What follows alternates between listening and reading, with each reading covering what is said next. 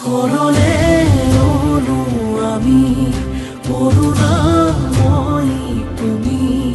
হৰি অপৰাধ শত গাই হৰি নাম জন